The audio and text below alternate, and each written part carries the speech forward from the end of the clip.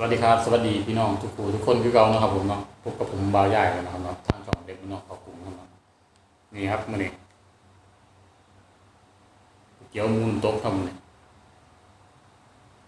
เต็มถ้วยแล้วครับสั่งพิเศษมาแล้วครับถ้วยง่ายพี่น้องเนี่ยนี่ครับผักครบชุดเลยหลักผมเน้นโหระพาครับผักสลัดนะครับเนาะนี่เลยใส่พริกเผาอย่างหลายนะครับเผ็ดประโทษแซ่บๆเหมือนกันนะพี่น้องเนาะก่อนที่รับชมคลิปก็อย่าลืมฝากกดติดตามกดไลค์กดแชร์นะพี่น้องเนาะเป็นกำลังใจให้กันนะครับเนาะพี่น้องมาดูเลยว่าแซ่บๆเหมือนกันครับผมหลายนะครับเนี่ยผมจะไปกินเบิด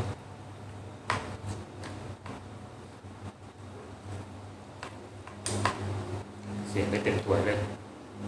สื่อมาให้แฟนน้ำครับจะไหวแฟนน้ำชุดหนึ่งเดี๋ยวถุงหนึ่งนั่งผู้เดียวก่อนนะครับคนนั่งเข่าไกลนะครับอาทิตย์โอ้ยสีเป็นเพชรสีแดงขึ้นเลยพี่น้องเนี่ย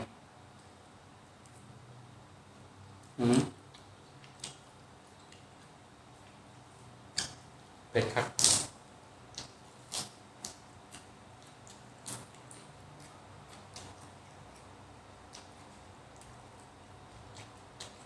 ง่ายๆครับเนี่ยฝนตกอยู่เลยพี่น้องเลยเดือดง่ายมากเลยผมเลย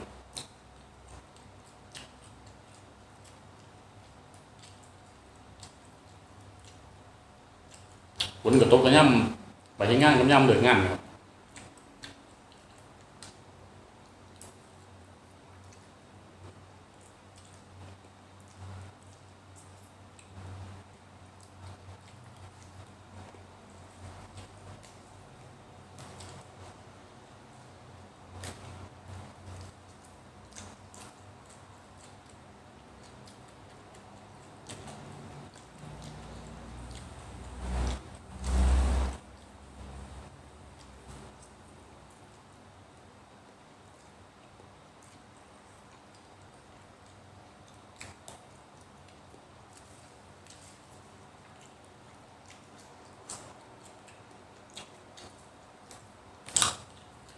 เมื่อนี้พี่น้องก็เดินทางกลับบ้านหลายคนนะครับเนาะ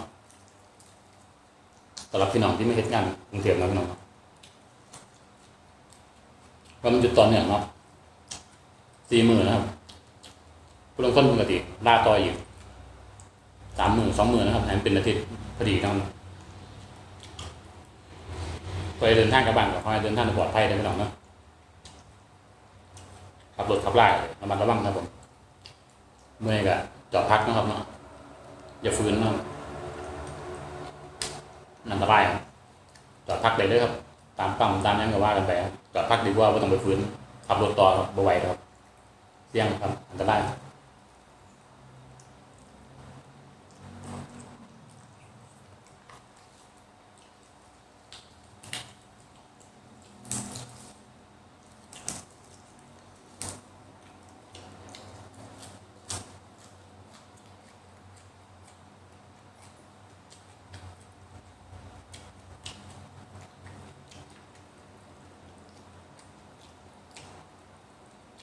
บ่าวยากเราไปได้กลับบ้านครับแฟนเป็นบริอยู่ตอนเนี่ยครับเนาะมันไปมือเว้นมือนะพี่น้องเลยมือคือกันในโรงงานกันเลยมือเพิ่นยังเป็นตอนโรงงานนะครับแต่ของผมเนี่ยหยุดแล้วนะครับผมหยุดงานวันอังคารครับแล้วแฟนเนี่ยจะเป็นตอนงานวันจันทร์ก็ยังเฮ็ดงานครับเตาเฮ็ดงานอาทิตย์หยุดจันทร์ก็เฮ็ดงานอีกครับวันอังคารมันหยุดอีกเป็นแบบไปใส่มาใส่เนี่ย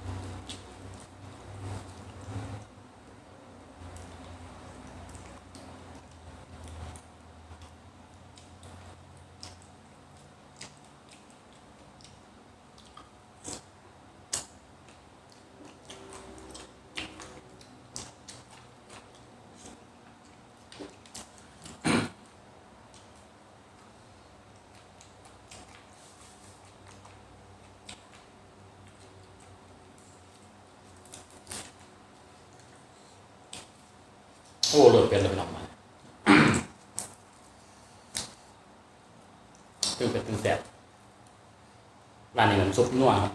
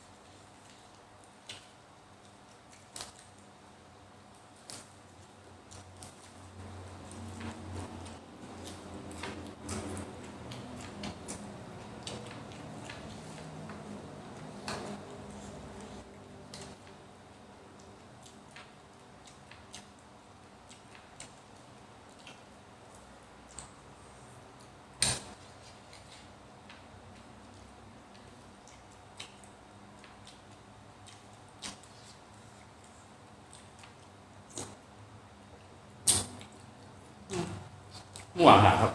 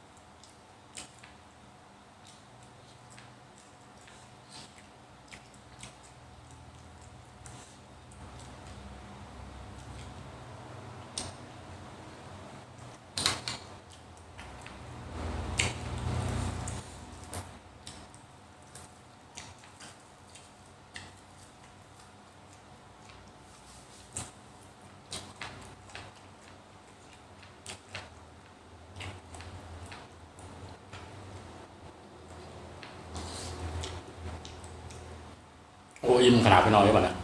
หนังเดียดเลย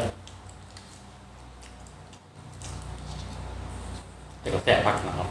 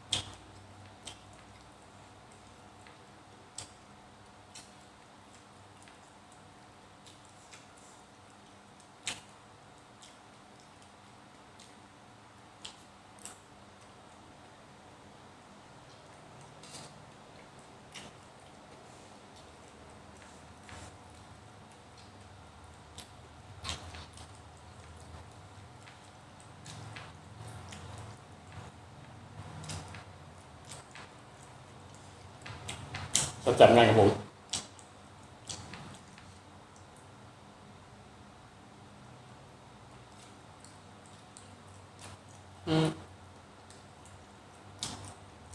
จับผักไปหน่อยเลยแหน่นเลยอิ่มครับ